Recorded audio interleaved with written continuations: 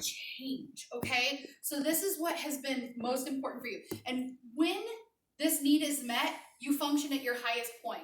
It is your time of least stress, greatest joy, and you feel the most harmony in your life. When your need is not met, you feel lost, frustrated, angry, depressed, lonely, and a whole other host of negative emotions. You have to also really know somebody to know what their core need is or to try to guess it. And it's really easy to not get it right if you try to guess, okay? So be really careful trying to assess what somebody else is, okay? Now, to help you identify your core needs, I'm actually going to describe the need, okay? And the reason that I'm going to do that is because as women, you will pick the one that sounds the prettiest. Or you won't pick the one that is truthful to you because that doesn't sound nice. Or that one doesn't sound as fun. Ooh, that one's cooler. Okay. I don't care how it sounds. None of them are good. None of them are bad. You actually have to pick the one that's you, okay? And what I want you to do is I want you to try to narrow it down to the two you feel are most authentic to you, okay? Because you do have a primary one and you do have a secondary one, okay? And if you've done this before, don't just assume that you got it right the first time. Check it, okay?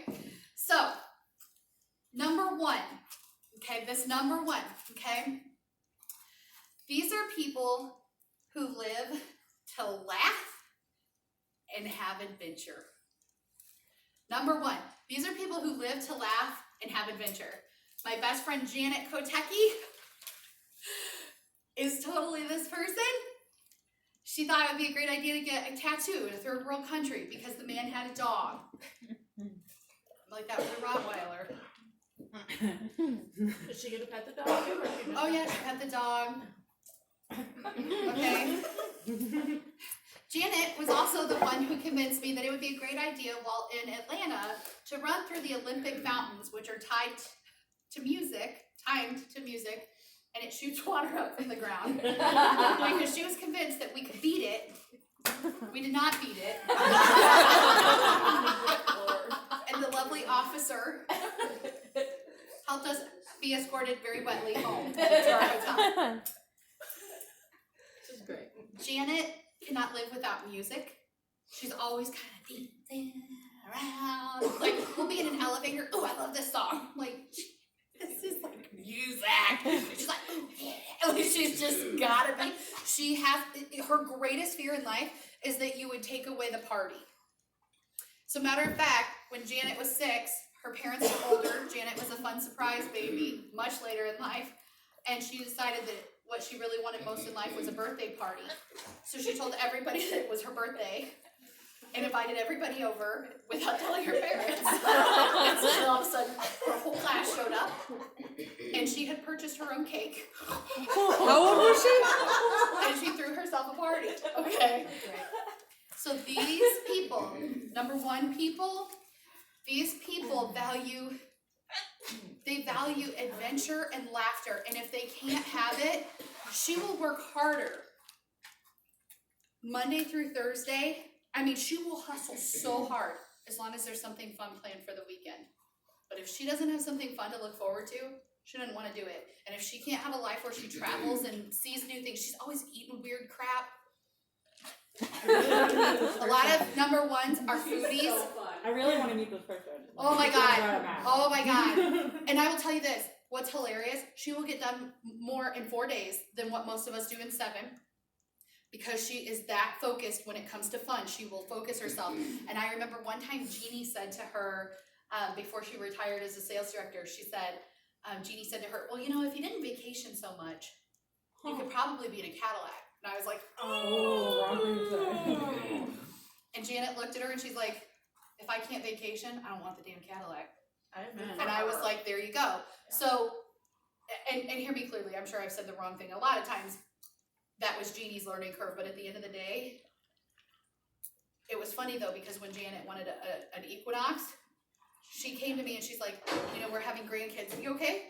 Yeah. Okay. I said, Janet decided she wanted an Equinox, she's like, I want a car where I can fit all my kids in it, all my grandkids, so I need a bigger one.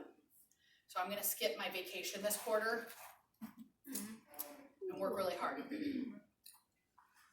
But what do you think she had planned the minute that that car was finished? 2 weeks in Hawaii, okay? Okay. She's fantastic. Number 2, these people value relationships. These people, their greatest fear in life is that you would make them be on a desert island with nobody to talk to. Oh, please. Oh no. Number 2 is not Samantha. You can drop me off anytime.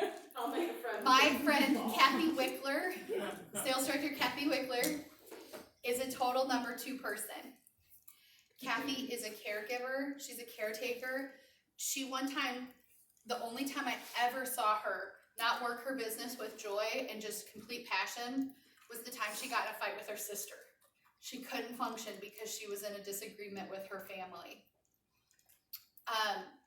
These people that are relationship orientated, it's not just that they enjoy friends. I think most of us enjoy, and you guys, we all have some of each of these, but this is the one where you are most predominant. Like these people, they literally cannot live without people in their life. She loves events.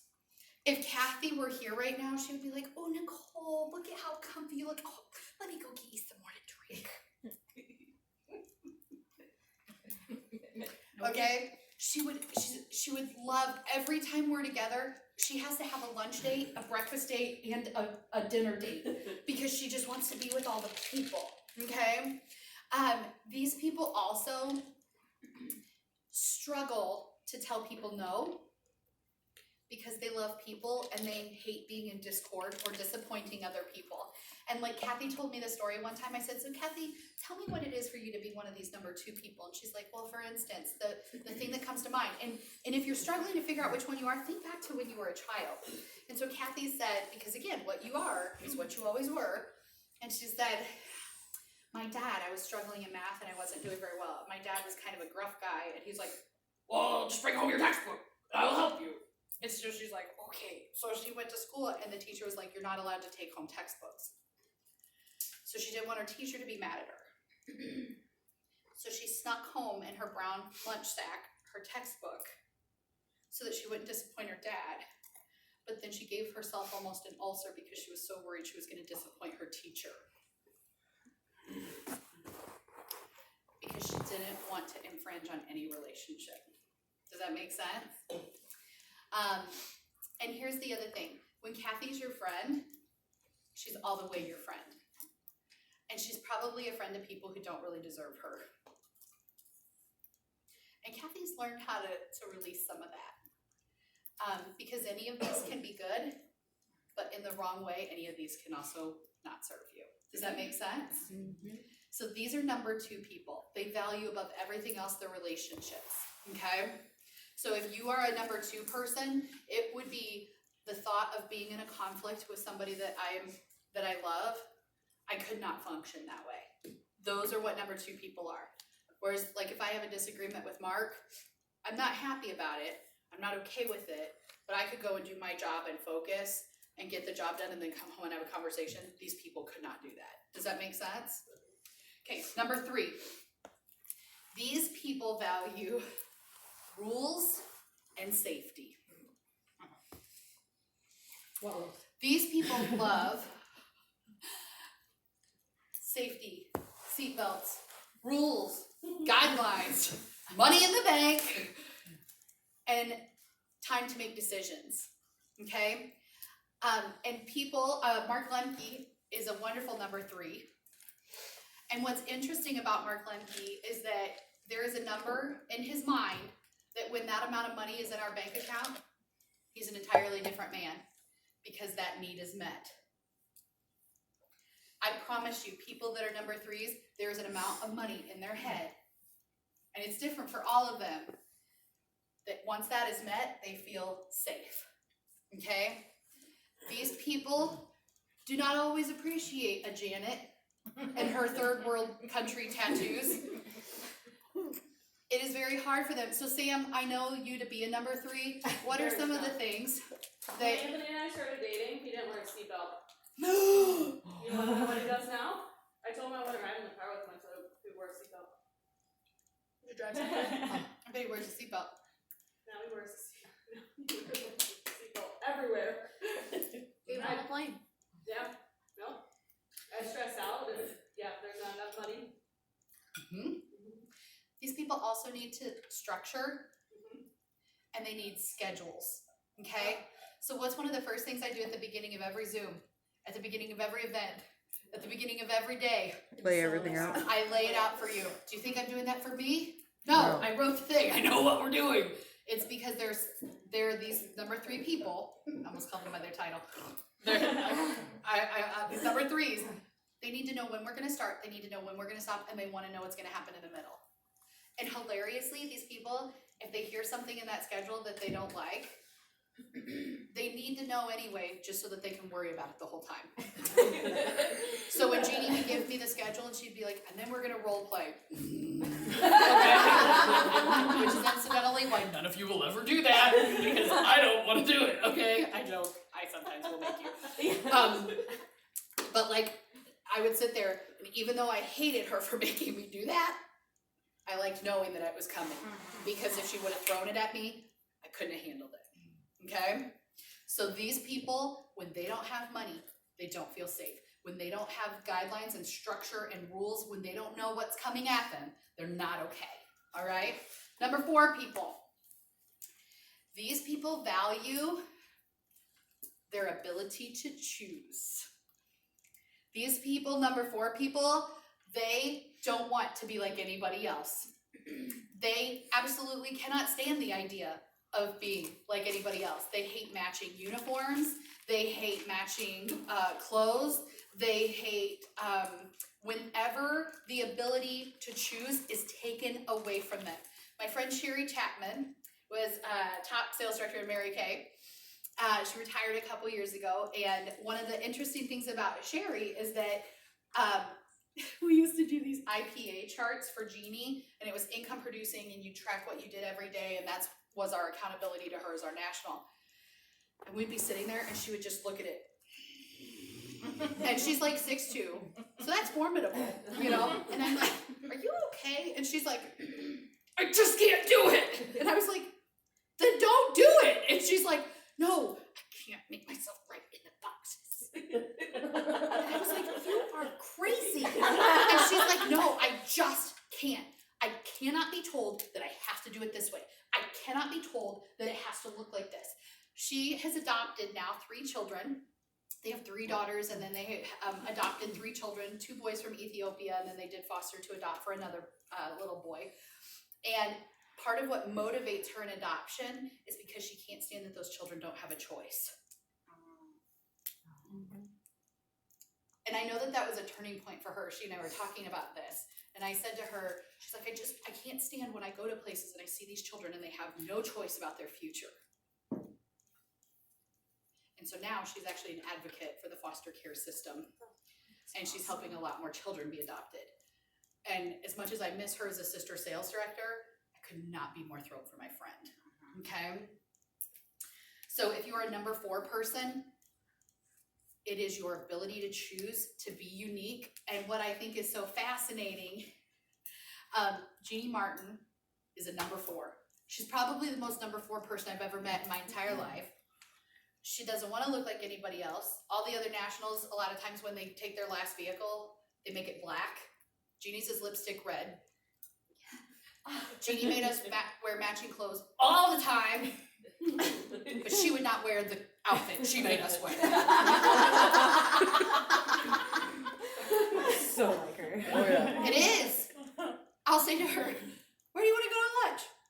I don't know, where do you want to go? How about here? No, not that. Then why did you ask me? Because she has to, and so now I'm just like, no, tell me where we're going. She's like, actually, I want to go here. I'm like, okay, that's where we're going. She just has to be. She has to be the one to choose, especially when it comes to her future. What's cool about Jeannie is that she really inspired me to take more control of my life and to not allow others to make decisions for me. Because that was one really great thing that her number 4-ness brought, is that she doesn't let anybody choose hers, and she really encourages you to choose your own path, and I'll be forever grateful to her for that. So the last one, the number 5, I feel like I forgot one. No, this is it. I got it. Number 5. Number 5s are all about the win.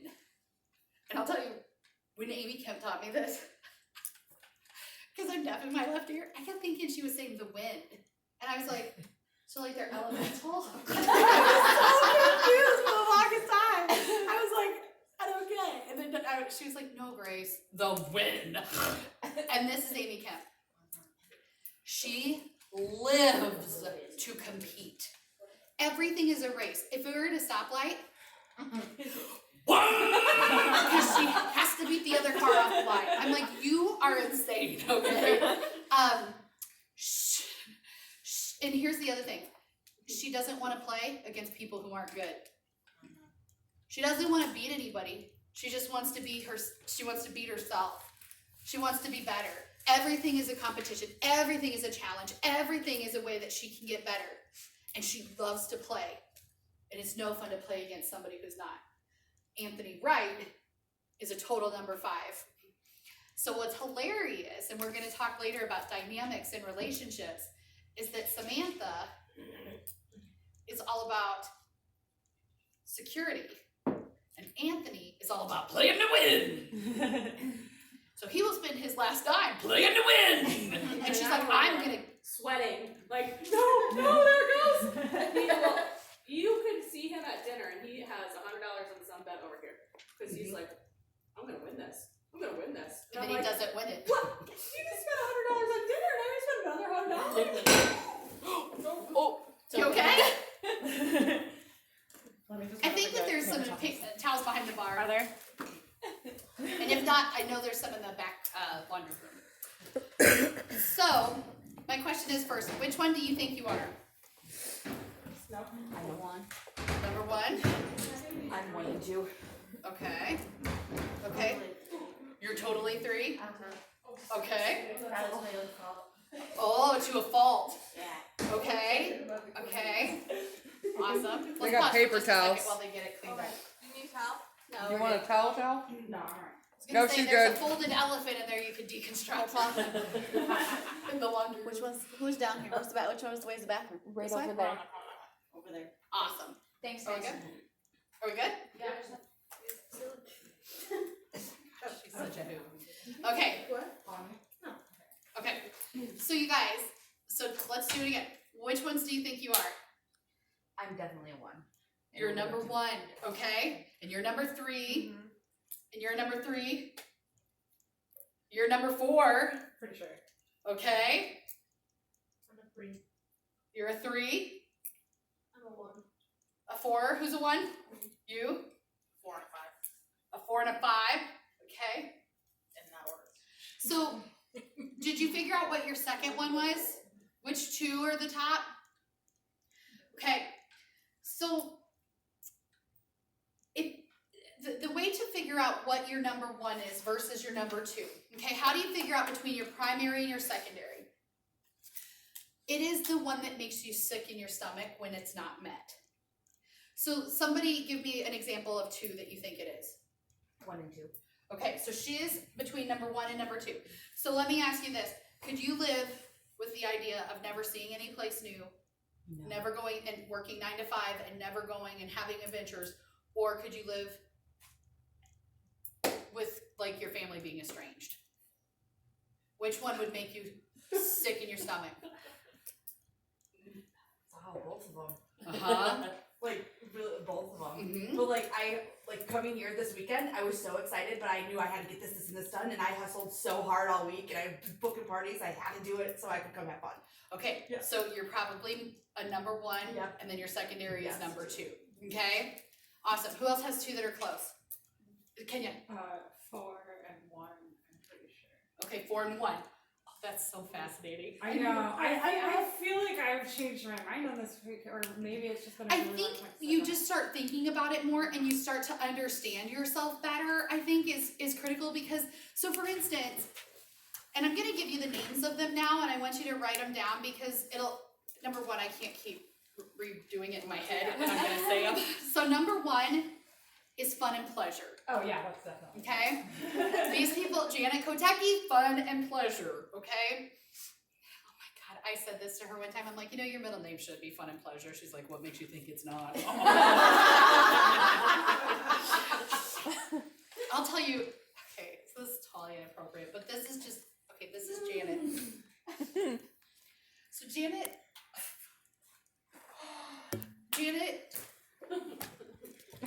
is always late. She's always just a tornado. She's always fun. And it's because she's so distracted by life. Oh my God, look at that! I mean, she just, that's just her. So at her first leadership conference, even though Janet is actually old enough to be my mother, I think she's older than my mom, she was going afterwards to Hawaii for a week with her husband, Kevin, who's like the dad that every girl should get because he's just great. He's my favorite person. And so Janet has packed for leadership conference and it's in Phoenix. And so she comes in and she comes into the hotel room and I've been there for a while and I've got all my stuff on and she's my roommate. And she comes in and she's sweating and she's got 8 suitcases and she's like, oh my God. And I was like, what? I mean, all of my peace is shattered. And she comes in the door and I'm like, what is wrong? And she's like, one of my bags is leaking. I'm like, what's in here? She's like, I don't know. I think some of my hair stuff. I'm like, okay, just calm down. She's like, and I gotta pee and blah, blah, blah. And I'm like, Janet, why do you have 8 suitcases? She's like, because I'm going to Hawaii afterwards and I'm sending part of it home. And I was like, oh my God, okay. I said, Janet, go potty. I'm going to open your suitcases and I'm going to dig in here. It's going to be fine. So she goes in to go potty. I'm digging through and there is stuff all over her suitcase. And I'm like, Jesus, Janet. I mean, and she's packed stuff. I'm like, what the hell do you need this for? So I'm digging through, and I mean, I've got this stuff all up my arms. I'm like, what? So I'm digging, and I kid you not, all of a sudden I'm like, Janet, is your hair stuff strawberry? And she, all of a sudden she's like, oh God. And I'm like, Janet, what is on me right now? And she goes around the corner, and by this time now, and I mean, you guys, this is all in the course of like 3 minutes. And this time, our other best friend, Yukari, who is Japanese and has the emotional height of a rhinoceros. The Japanese culture is very direct and very, and she would say that she said Janet's name with the accent on the wrong syllable, so she'd be like, Janet. Janet. And so I'm like, Janet, what is on me? Or I said, Janet, do you have something strawberry? And she's like, oh God. And I'm like, what the? And she's like, and Yukari comes over, grabbed my arm. I'm like, Yukari. She's like, it really does smell like the strawberries. And I'm like, I know. She licks me. I'm like, okay. And you guys, I'm like 30 years younger. And I was like, she's like, Janet, what have you done? And that was the other thing, because Janet's always late, and Yukari and I are never late. She would be like, come, Janet, come. She would always say it. So I was like, so I'm going to be very honest about what I said. I said, Janet, what the fuck do I do? She's like, Grace, I'm getting ready to go on a trip with my husband. I'm like, what is on me? And she's like, it's, she's like, it's personal lubricant. I was like, I mean, this guy is like the closest thing I have to a dad. Like at the Princess Ball, he got down on one knee and like presented me with my prize. He's the best guy ever. And now I'm like, okay, my need was completely reached. Okay, and she comes over and I'm like, get me a washcloth now. And so I'm like wiping myself off. She's like, oh no, that was just my shower gel.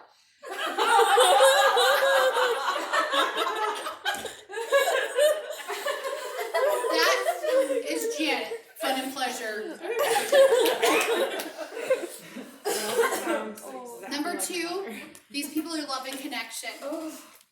Love and connection.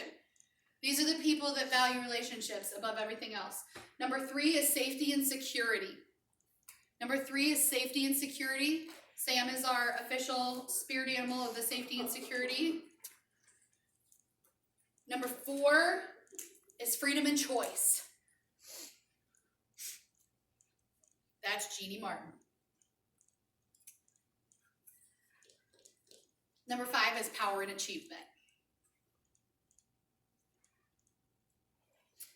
So again, if you can narrow it down to 2, ask yourself which one would make me sick in my stomach if I didn't have it. Yep. I have another example. So as I'm driving up into this back oasis, right, coming out of the middle of nowhere and don't know where we're going, in my head I'm thinking, okay, if something happens, who is here that's Freedom of like choice. feisty, Local? that would be like, let's go. That's my backup plan. Like, if somebody comes out of the woods, or if we're sitting out by the fire, or something happens, who's got our back? You guys, this is legit. It's why I won't ever sit with my back to a door. Yeah. It's also why I have a concealed carry permit. Okay?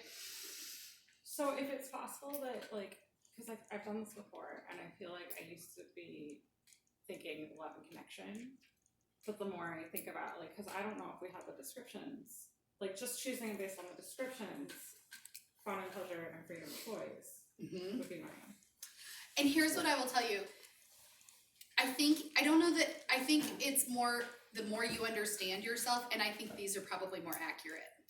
Like what you're thinking now. Yeah. I think you do value love and connection, For sure. but you only value people insofar as they're fun to have on your adventure. Yes. I like to share my adventures. You like to share, but honestly, you would also be fine if you went on your own.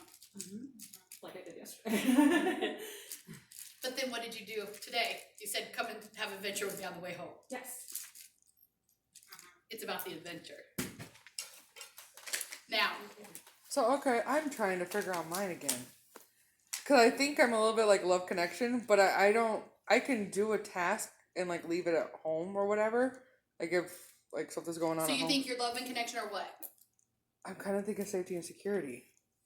But I'm not like, So let's put it like this. When you don't have enough money in the bank, so let's say you have a bill due and you have no money to pay it. Does that make you more sick than when Angelique is mad at you? oh, she gets mad at me all the time, so the money. There you go. Because Ange is a total fun, and actually she's a woo. I remember. Woo girls. Oh, yeah. Woo. That's, yeah. You too? Yes. I knew we hit it off. Which I think is hilarious because I think my number 33 is Yes. yeah. God gives me you to round me out. So I want you guys to think back to a time when you were younger. Think back to a time when you were younger. When I say younger, it doesn't have to be when you're a child. It can be junior high, it can be high school, okay? I want you to think back to a time when you were in junior high or high school or grade school or whatever. Can you think of an example of something that happened where your core need was either met and it felt great, or it was not met and it felt horrible? You're right. What? She makes her opposite of a mess, and I said, look who you're talking to. Can anybody think of one? Yeah, Danny, okay, so what do you think yours is? So my number one, I think, is safety and security. Okay. Just because, like, when I was in high school, or junior high school, we had this drill sergeant of a gym teacher. And every time, like, we always had these unpredictable kids in our class. And every time you forgot your uniform, that was 20 laps in the gym. And every time you forgot your shoes, that was an additional 10 laps. So I would seriously hyperventilate just because I'm like, oh my gosh, I hope this kid did not forget their gym uniform again, because I am out of shape and I can't run 20 laps and I'm gonna die. And oh my god, like, I would get so, like, So flustered about this. do you see what I'm talking about? Her need, it was because her need was not going to be met. People weren't going to be prepared. They hate, like, that piece, that's what it feels like. What else? Can anybody else think of another one? Yeah, Shelly. So